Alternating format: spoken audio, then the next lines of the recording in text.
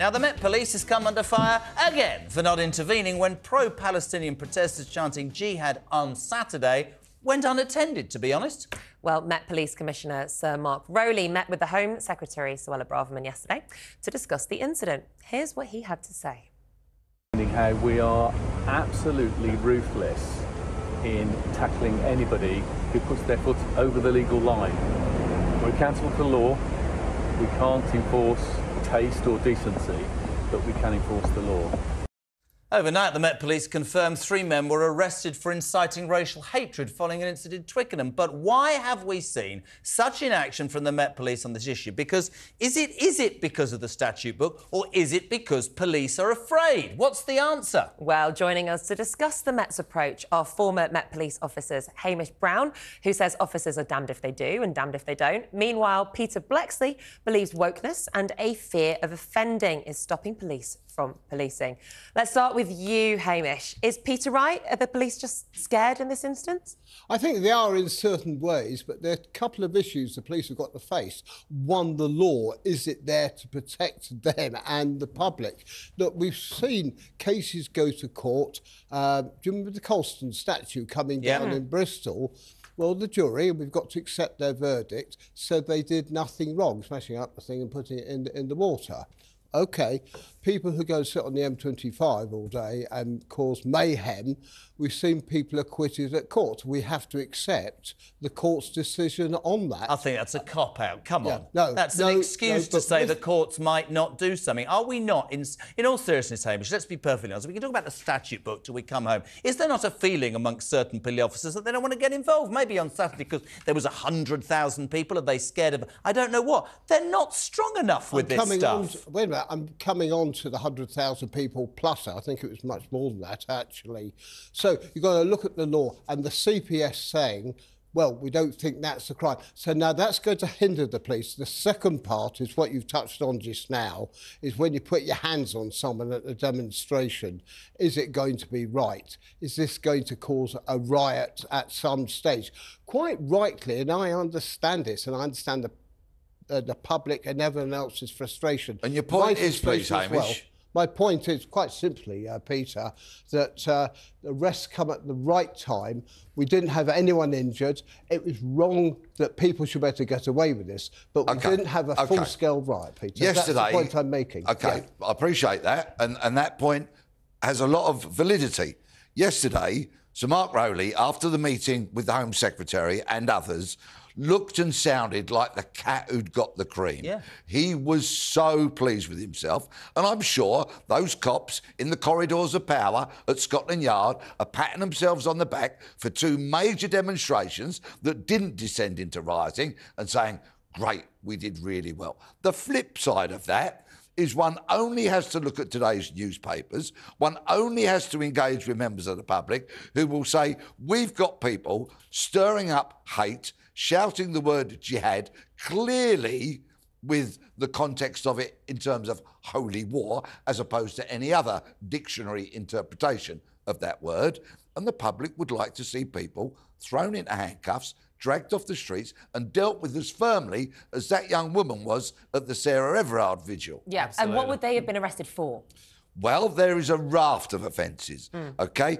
You have the Public Order Act of 1986. Section 4 and 5 may apply. I'm not going to bore you, your viewers and listeners, by going through that in its entirety. Oh, please do. Oh, yes. Fighting racial hatred, yes, Peter. yes. And there is, of course, offences under the Terrorism Act, which could apply. But, you see, Rowley said yesterday that the Parliament make the line, they will police up to that line, and that, as they were policing that demo on Saturday, there were CPS lawyers, specialists, don't you know, saying they haven't breached the law. Well, at the very bottom line, breach of the peace could easily apply. So, Pete, help me out, right?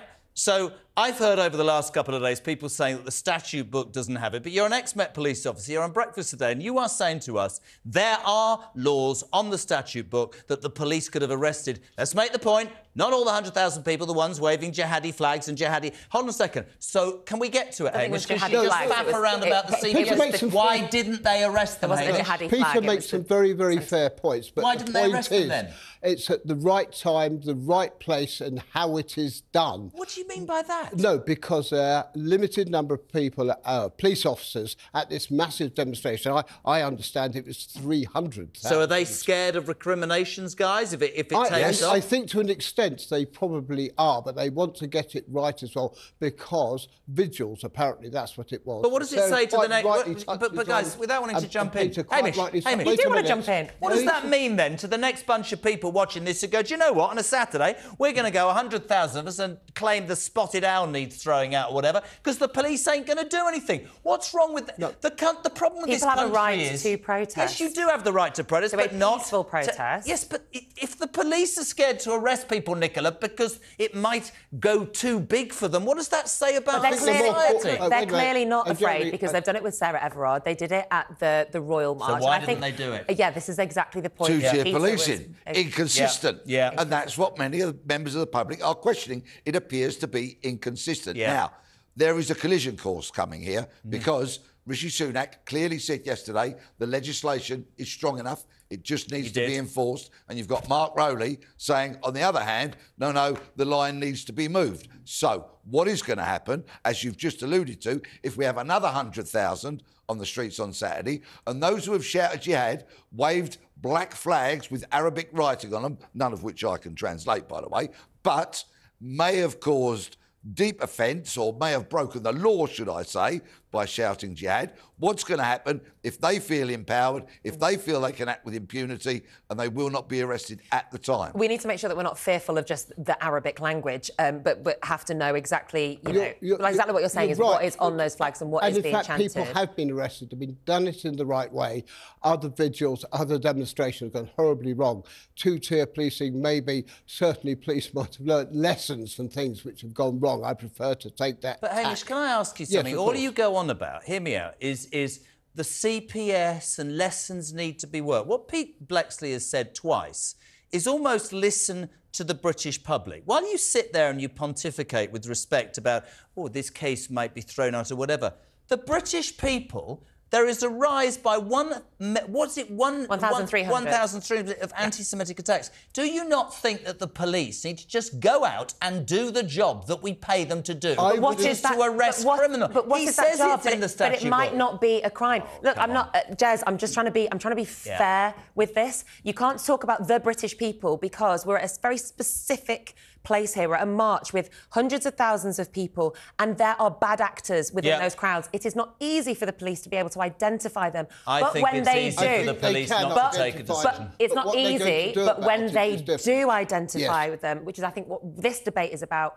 What happens next? The police have to have the confidence that they'll be supported by the CPS, they'll be supported by the Home Secretary, etc., to feel emboldened to have their decisions backed. What happens is you guys will always say it's the government. What Pete and I are saying is there is a part of the police that do not want to make this decision, and I do not understand that. Would you Whose fault is that, though? Yep.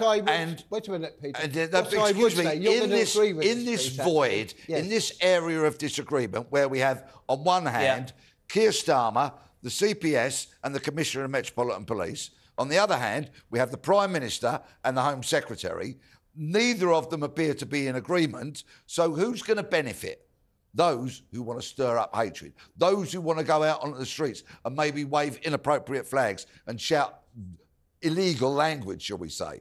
They're going to benefit. They're more likely to be empowered. That's my fear. And should there be a fear as well of making sure that these people are dealt with in the correct manner? I do get it, because the last thing you want to do is embolden anyone else to feel like, just as with the Sarah Everard vigil, people feel that they were wronged, and rightly so, because of heavy-handed policing. And then you see a backlash. And that's the point I come to. And in fact, Jeremy, you will be with me, and I'm sure you with Peter as well. Police officers taking the knee, I think it's quite outrageous. They've got a job to do. I don't think they should be doing that. I find that quite wrong. But at the same time, when law has to be exercised, it has to be done properly. We are looking for a conviction. Well, the police are looking for a conviction. They're looking to get it right, and also to keep the peace at the time. What I don't understand is I've got two ex-Met police officers. One who is saying it's difficult, please let me finish, and another who's saying there are cases, laws on the statute book which would, if Pete was there, have allowed him to arrest those people. So then we get to why don't they want to? You're going to tell me it's because the CPS or the government or freedom of speech. If people... I think it's police officers not wanting to make those decisions. That is part of it. There are other aspects as well. Public safety, to arrest people at the right time, that sort of thing. Yes, I'm with you both, but at the same time, there has to be that modicum of common sense. I sympathise with the public. I'm a member of the public as well. Yes, I want to see the police do a more robust job. Do you not think it's yet another example of how the British public, quite rightly, have lost complete faith with the debacle that is the Metropolitan Police? It hasn't helped. Senior cops are terrified of escalation at these events, but on a positive note and a pat on the back for Sir Mark Rowley. Because at neither of these demonstrations have we seen police officers with Palestinian flags painted on their faces. Can I read And let's face it, we've had rainbows, we've had taking the knee, we've had all kinds of stuff, so maybe he's making some progress. Nick, it's working. I'm with you on that, Peter. Gentlemen, I've got some comments. Ryan, it's not that our forces are scared, it's the number of protests that concern them because they are greatly outnumbered. That's interesting. Mark, what could the police force have done? Even if these hate perpetrators are caught, then there is no space to lock them in jail. Increasing population and higher living standards in jail with no plan to increase capacity going forward is insane. That's why fanatics roam our streets spreading their hatred. Some people have been arrested since Saturday. Yep. The police identified them through photographs, CCTV and such like. Then they went, knocked on their doors and they've arrested them. Very good. But, as Sir Mark Rowley said yesterday, there are 22 who they are yet to identify. Just imagine if these people have been dinghy dwellers that have come into the UK that we don't know who they are, we don't know how they came into the country, they're unidentifiable, and those people cannot be traced, identified and arrested. That would be another concern. But that is all speculative. It is, but we it don't would want be a people concern. to... I don't want people... Just give me 1 second, Hamish. Just please, I'm on your side. Yeah. The last thing we want to do is suggest that people who are coming over here... I don't agree with your use of language, but people who are claiming asylum, whether or not those asylum applications are granted, are an inherent danger. However, we do need to beef up our security on shores. I accept So that we know who's in the UK. So that we know. So that we know who's people. protesting. Yeah. And more importantly, so we know who the people are that the Met Police are trying to trace. Yeah. Hamish, Pete, thank you very much indeed.